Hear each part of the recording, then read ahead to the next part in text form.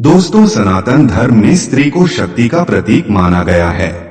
भगवान श्री कृष्ण ने भी अपने पूरे जीवन काल में हमेशा ही स्त्रियों को आदर और सम्मान दिया। फिर एक बार श्री कृष्ण ने स्त्रियों की तुलना नमक से क्यों की? भगवान श्री कृष्ण द्वारा स्त्रियों को नमक के समान कहने के पीछे क्या रहस्य था? अगर आप भी इन प्रश्नों के उत्तर जानना चाहते हैं तो इस वीडियो के अंत तक हमारे साथ बने रहिए। दोस्तों, इस वीडियो के अंत में भगवान श्री कृष्ण द्वारा बताई गई सौभाग्यशाली स्त्रियों की असली पहचान क्या है वो भी बताएंगे। तो चलिए दोस्तों, बिना किसी विलंब के ये वीडियो शुरू करते हैं। नमस्कार दोस्तों, स्वागत है आपका हमारे चैनल वैदिक ज्ञान संगम में। आपसे अनुरोध है कि चैनल को सब्सक्राइब कर लें और कमेंट बॉक्स में जय श्री नारायण लिखकर परमात्मा को अपना आभार व्यक्त करें। पौराणिक मान्यताओं के अनुसार भगवान कृष्ण की 8 मुख्य पत्नियां थीं और इन सभी में सबसे सुंदर और योद्धा स्त्री सत्यभामा ही थी। एक कथा के अनुसार एक बार सत्यभामा को खुद पर घमंड हो गया। उनके इस घमंड को चूर करने तथा उनकी महत्ता बताने के लिए श्री कृष्ण ने एक लीला रची। इस प्रसंग के अनुसार एक बार सत्यभामा ने श्री कृष्ण से पूछा कि मैं आपको कैसी लगती हूँ। इसके उत्तर में भगवान कृष्ण ने कहा, तुम हमेशा ही मुझे बहुत अच्छी लगती हो। लेकिन जब सत्यभामा ने जोर देकर कहा कि यदि आपको मेरी तुलना किसी चीज से करनी हो तो वह कौन सी वस्तु होगी, भगवान सत्यभामा के मन की बात समझ गए। श्री कृष्ण ने कहा कि वैसे तो आपकी तुलना करना बहुत कठिन है, फिर भी यदि मुझे तुलना करना ही पड़े तो मैं आपकी तुलना नमक से करूंगा। सत्यभामा को इस उत्तर की बिल्कुल भी उम्मीद नहीं थी। इस तुलना को सुनकर वह क्रुद्ध हो गईं। सत्यभामा ने कहा, आपको इस संपूर्ण विश्व में मेरी तुलना करने के लिए क्या कोई और उपयुक्त पदार्थ नहीं मिला? सत्यभामा को क्रुद्ध देखकर श्री कृष्ण उस समय तो किसी तरह उनको मनाने में सफल हो गए। लेकिन इस घटना के बाद सत्यभामा के मन में बैठी कुंठा को समाप्त करने के लिए श्री कृष्ण ने एक लीला रची।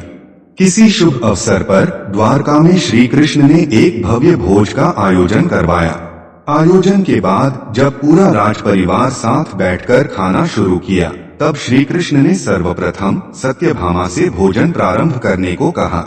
श्री कृष्ण के कहने पर जब सत्यभामा ने पहला कौर मुंह में डाला तो सोच में पड़ गईं।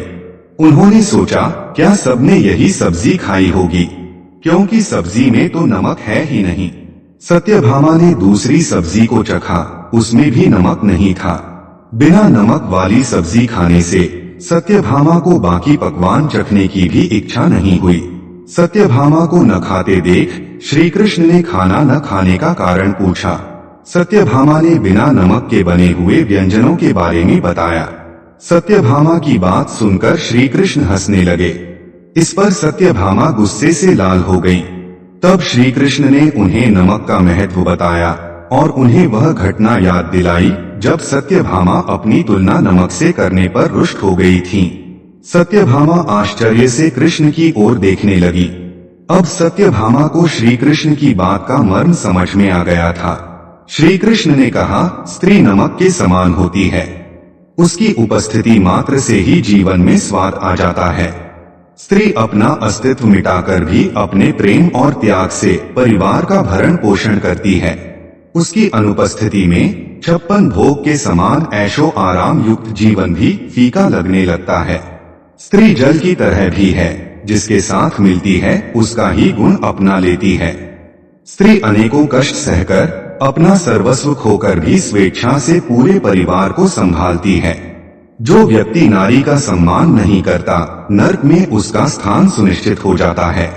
दोस्तों, एक धार्मिक स्त्री जहाँ भी जाती है, सौभाग्य उसके पीछे आता है। श्री कृष्ण की तो सारी पत्नियां सौभाग्यवती थीं, तभी तो उन्होंने साक्षात नारायण का वरण किया था। दोस्तों, क्या आपको पता है कि श्री कृष्ण के अनुसार स्त्रियों में ऐसे कौन से गुण होते हैं जिस कारण एक स्त्री सौभाग्यवती होती है? हिंदू धर्म शास्त्रों में ऐसी 10 तरह की स्त्रियों का वर्णन मिलता है जो आम स्त्रियों से अधिक सौभाग्यशाली मानी जाती हैं। तो चलिए अब आपको उन सौभाग्यवती स्त्रियों की पहचान बताते हैं। दोस्तों, एक सौभाग्यवती स्त्री हमेशा अपने घर को जोड़कर रखती है और परिवार के लोगों के बीच हमेशा सामंजस्य बना के रखती है। एक सौभाग्यशाली स्त्री संवेदनशील भी होती है। अगर उसे कोई कुछ कह भी दे तो वह उस बात का तिल से ताड़ न बनाकर उचित व्यवहार करती है। किसी पराये के दुख को देखकर दुखी होने वाली, अपने सामर्थ्य अनुसार किसी जरूरतमंद की सहायता करने वाली स्त्री घर के लिए सौभाग्य लाती है। घर की रसोई में भेदभाव किए बिना सामान्य रूप से सभी को भोजन परोसने वाली महिला उच्च व्यक्तित्व की स्वामिनी होती है। दोस्तों, हिंदू धर्म में पवित्रता का विशेष महत्व है। कलयुग में सोकर उठते ही चाय आदि के लिए घर की स्त्रियां रसोई में चली जाती हैं, परंतु क्या आपको पता है कि शास्त्रों में इसे अच्छा नहीं माना गया है। इससे घर में नकारात्मकता आती है। इसलिए हमारे शास्त्रों में लिखा है कि जो स्त्री रोजाना स्नान करके स्वच्छ वस्त्र पहनकर रसोई घर में प्रवेश करती है, ऐसी स्त्रियों के होने से घर में कभी दरिद्रता का वास नहीं होता। दोस्तों, शास्त्रों के अनुसार जिस महिला का मन सुंदर हो वह अपने सास में माँ और ससुर में पिता की छाया देखती हो, जो कभी किसी का बुरा नहीं चाहती। ऐसी महिला को लक्ष्मी समान माना गया है। न केवल सुंदर मन बल्कि मीठी बोली भी सौभाग्य की निशानी है, क्योंकि मनुष्य कड़वा तभी बोलता है जब वह जीवन की प्रतिकूल परिस्थितियों के समक्ष अपना नियंत्रण खो देता है। जिसने प्रतिकूल परिस्थितियों को श्री कृष्ण की इच्छा और अनुकूल परिस्थितियों को श्री कृष्ण कृपा माना हो, वह तो प्रत्येक क्षण में मीठा बोलने की कोशिश करता है। शास्त्रों के अनुसार जो स्त्री हमेशा मीठे वचन बोलती हो, जिसकी आवाज में भी मिठास हो, ऐसी स्त्री सौभाग्यवती होती है।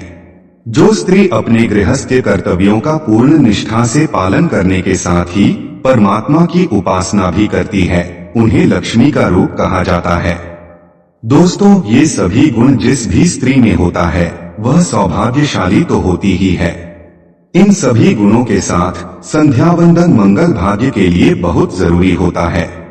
सुबह शाम घर में देवी देवताओं को धूप दीप अगरबत्ती जलाकर पूजा पाठ करने वाली स्त्री जहाँ भी रहती है वहाँ सकारात्मकता, सौभाग्य और समृद्धि हमेशा बनी रहती है।